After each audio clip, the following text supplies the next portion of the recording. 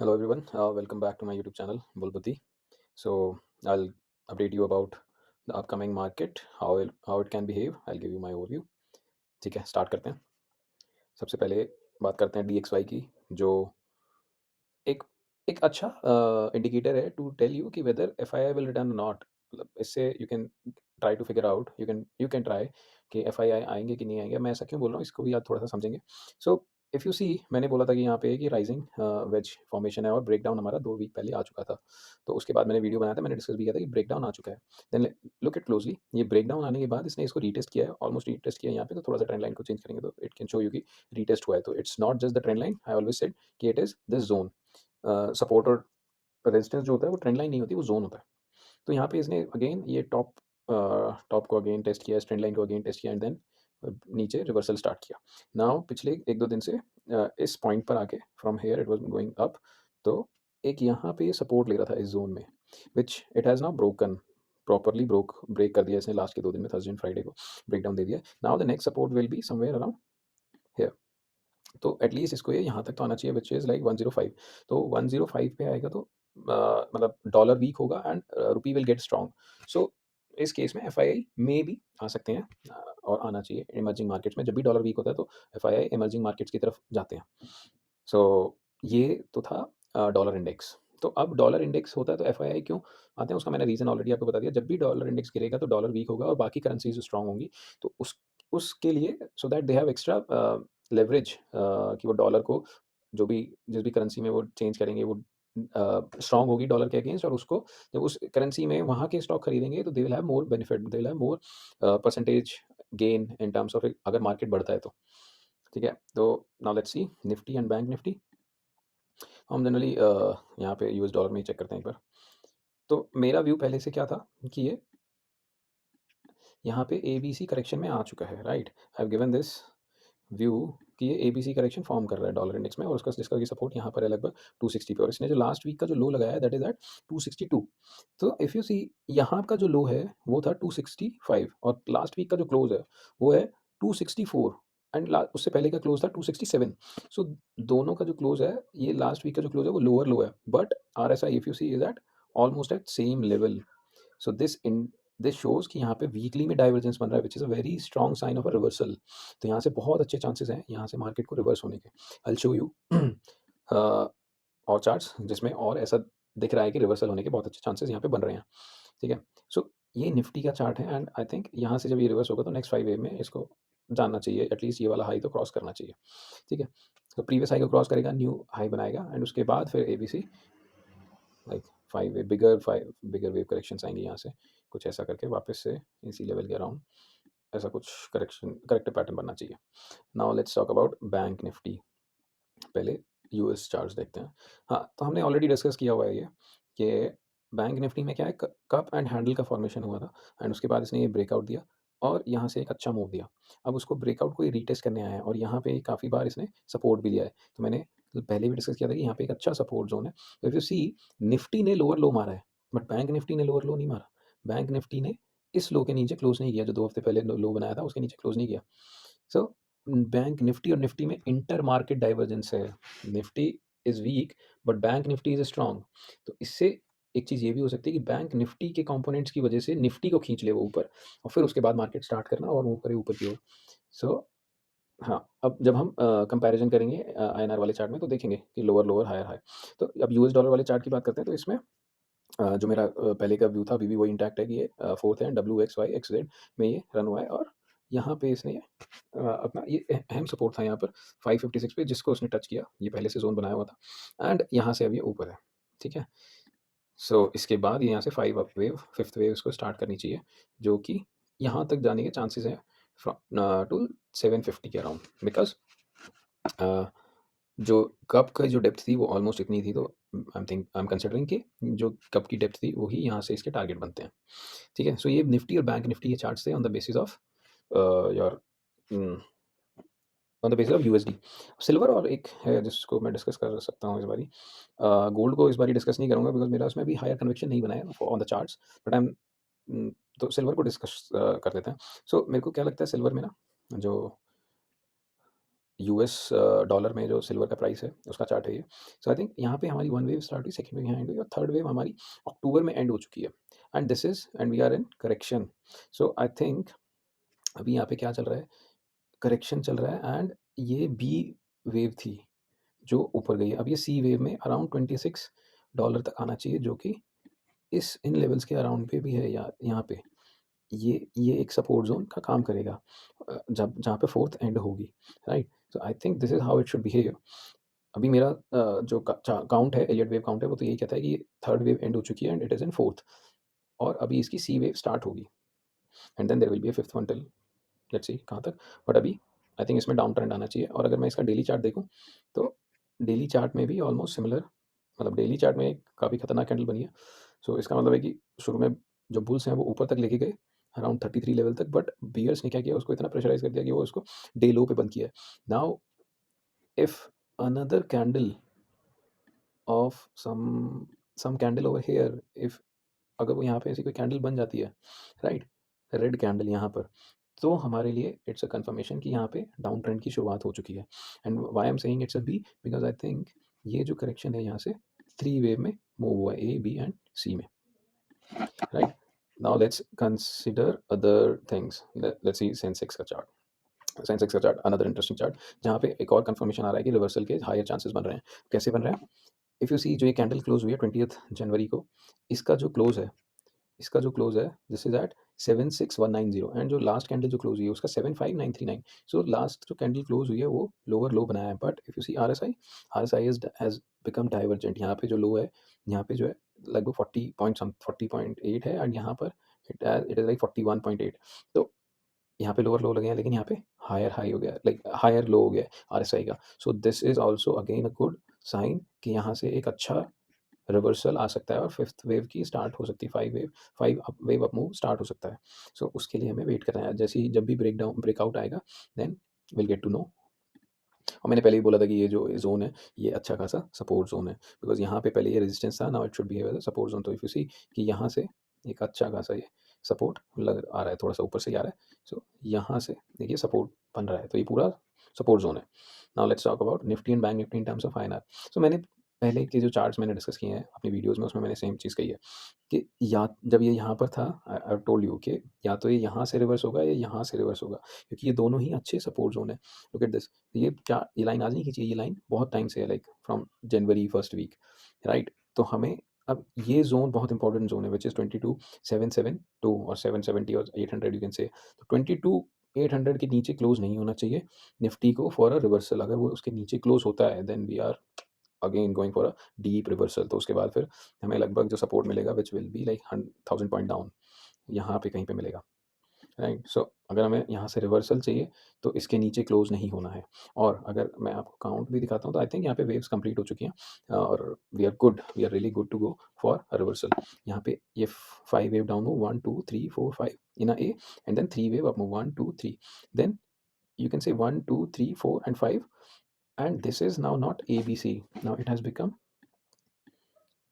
A B C D and E, right? So अब ये बन गया है, एंड इफ आई से यहाँ पे ये एंड यहाँ पे ये एक फॉलिंग ट्रेंड लाइन ऐसे हो चल रही है। तो for simplicity I can remove many lines over here so that you can see कि क्या चल रहा है चार्ट में। So this is it, so this is the chart, let's say A B C D E, and if you see daily में it has become like divergent also। अगर ये इसके नीचे भी क्लोज हो जाता है तो भी ये इतना RSI नीचे नहीं आता। तो now the thing is whenever this will cross, whenever this this price will cross 23,400 का level, it is a good indication कि रिवर्सल यहाँ से पॉसिबल है and we'll see a new high, we'll see a new high 5 wave move, ठीक है। So yeah, and now let's come to Nifty. So Nifty का bank Nifty का if you C, look यहाँ पे इसने जो 27 जैन को जो लो लगाया था उसको रीटेस्ट किया है 14 फेब को।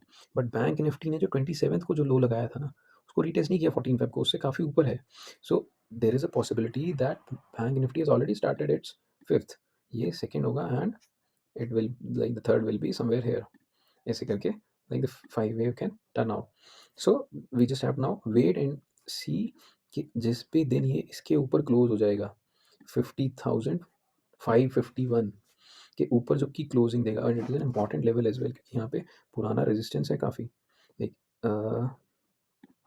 यू सी इस जोन को पहले सपोर्ट था which is now behaving as a resistance zone. So जिस दिन इस जोन के ऊपर क्लोज हो गया then it will definitely be a क्या यहाँ पे क्या बन जाएगा, हायर हाई बन जाएगा एक तो, then it will be definitely a confirmation कि हम फिफ्थ स्टार्ट कर चुके हैं, राइट. सो लेट्स सी कैसे प्लान मूव आउट होता है ये सब कुछ. एंड यहाँ पे इफ यू सी डेली में ऑलरेडी डाइवर्जेंट हो चुका था ये,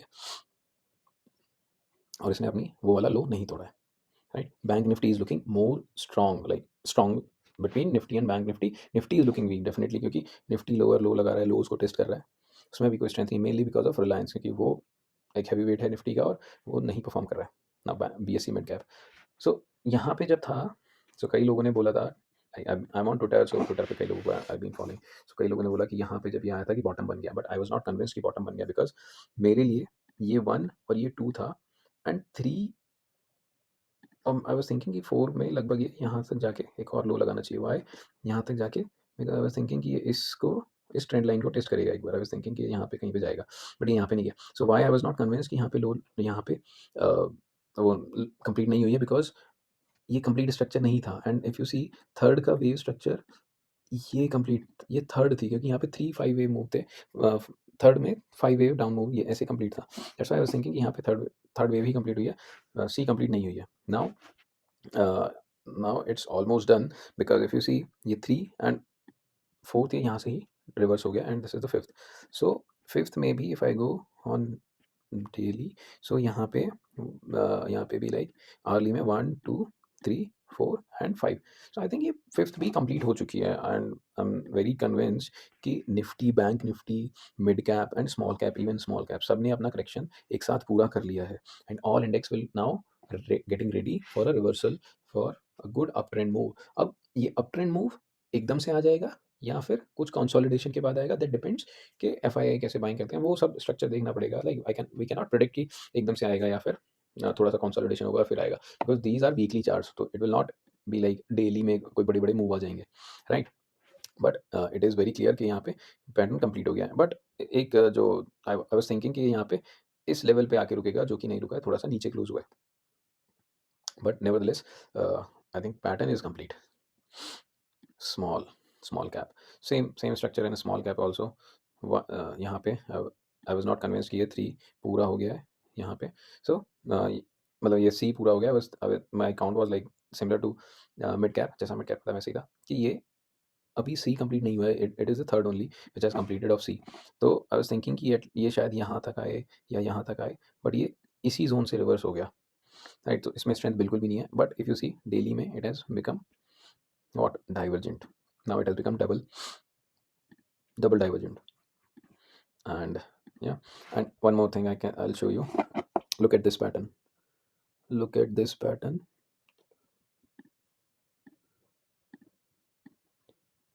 and look at this pattern. It's very similar to each other, it's just the fall is different, right. Look at this, 1 2 3 4 5, right. And look at this, 1 2 3 4, 1 2 3 4 5. Look at this, look at this, and now see this, see this path, and we should have something like here, right. So I think it can happen. So let's see how market behaves in upcoming days. But I think overall the fourth is almost complete. We are like just remaining, or a panic selling is remaining in the market, or but bottom is almost done, I guess. Bottom बन चुका है Nifty में तो, और small cap mid cap में भी.